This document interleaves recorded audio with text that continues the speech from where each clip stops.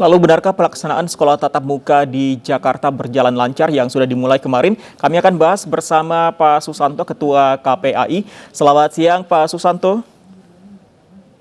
Halo, selamat siang, Mas. Pak Susanto setuju dengan pernyataan dari Pemprov DKI yang menyatakan bahwa kemarin berjalan lancar untuk tatap muka hari pertama.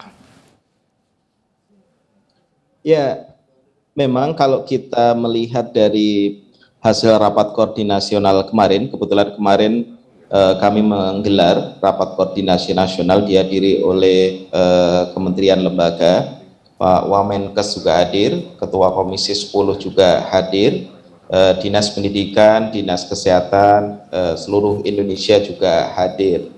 Nah, semangatnya sebenarnya adalah memastikan bagaimana penyiapan PTM ini berjalan dengan baik dengan berbagai upaya yang dilakukan. Nah, terkait DKI misalnya, kalau melihat dari sisi itu kan sekitar 85,15% ya untuk pendidik sudah divaksin. Ini tentu langkah baik dan kami berikan apresiasi atas keseriusannya untuk menyiapkan PTM terbatas.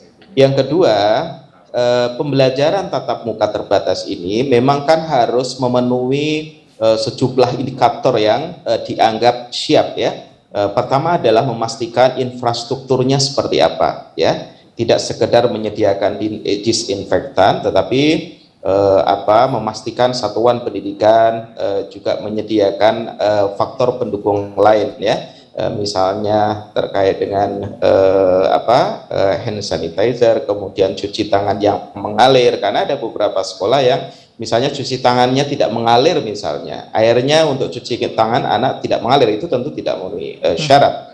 Nah, hal-hal seperti itu termasuk juga protokol ya, karena sejumlah SOP yang harus dipersiapkan, misalnya soal SOP jemputan, kemudian SOP kehadiran, SOP proses pembelajaran di kelas ya, termasuk seberapa jauh kalau kemudian 50% di kelas, 50% di luar, apakah live learning atau model seperti apa, itu tentu harus juga benar-benar dipastikan agar PTM terbatas ini satu sisi aman, secure buat anak-anak kita dari potensi keterpaparan COVID-19, di pihak lain juga anak-anak kita tetap pembelajarannya terhandle dengan baik. Oke, Pak itu Susanto, saya kira penting. Pak Susanto, mohon maaf saya potong. Tadi untuk temuan-temuan sekolah yang tidak siap dari infrastruktur, misalnya tadi mungkin dianggap sepele, wastafelnya atau kran airnya tidak berfungsi begitu. Apa rekomendasi dari KPAI kepada Pemprov? Apakah diberikan sanksi atau peringatan tertentu?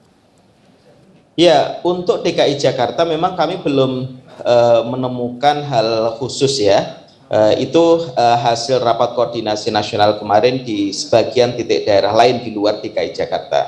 Tetapi sebagai pertimbangan untuk DKI Jakarta, kalau dari sisi sarana dan prasarana, apalagi satuan pendidikan kita ini berbasis perkotaan ya, tentu harusnya jauh lebih baik ya. Kesiapan infrastrukturnya, termasuk juga memastikan SOP-nya dan sebagainya, termasuk juga memastikan tadi yang saya sampaikan, hal sederhana tetapi ini sangat prinsip adalah memastikan airnya bersih, cuci tangan benar-benar mengalir, itu adalah hal sederhana tetapi ini adalah hal prinsip yang harus dilakukan. Saya kira teman-teman satuan pendidikan di DKI Jakarta terus berproses itu ya. Mudah-mudahan dengan 610 yang penyiapan pembelajaran tatap muka ini benar-benar berjalan dengan baik. Tentu kami mendukung kepada pimpinan daerah, saya kira konteksnya bukan hanya DKI, tapi pimpinan daerah di seluruh Indonesia untuk membuka pembelajaran tatap muka dengan syarat ya, dengan syarat harus melalui kehati-hatian ya. Kalau kami kan yang sering kami sampaikan adalah 5 siap ya. Siap daerahnya, siap sekolahnya, siap gurunya, siap anaknya, dan juga siap orang tuanya. Bagaimana Pak Susanto? Pak Susanto, kembali lagi, bagaimana dengan siswa yang belum menjalani vaksinasi, Pak? Rekomendasi dari KPAI apakah tetap harus ikut tatap muka atau bagaimana? Ya, Karena itu merupakan hal penting ya, agar anak-anak kita tidak rentan terpapar. Saya kira proses percepatan itu harus tetap dilakukan. Jadi ikhtiar mempercepat vaksinasi kepada anak-anak kita, terutama yang sudah memenuhi syarat, itu memang harus tetap dilakukan. Karena kan memang ada beberapa kendala, misalnya anak dengan komorbid tertentu yang memungkinkan tidak bisa mengikuti vaksinasi. Saya kira itu juga penting diatur ya, termasuk juga anak-anak kita katakanlah di satuan pendidikan tertentu yang usianya di bawah 12 tahun, formulanya seperti apa, saya kira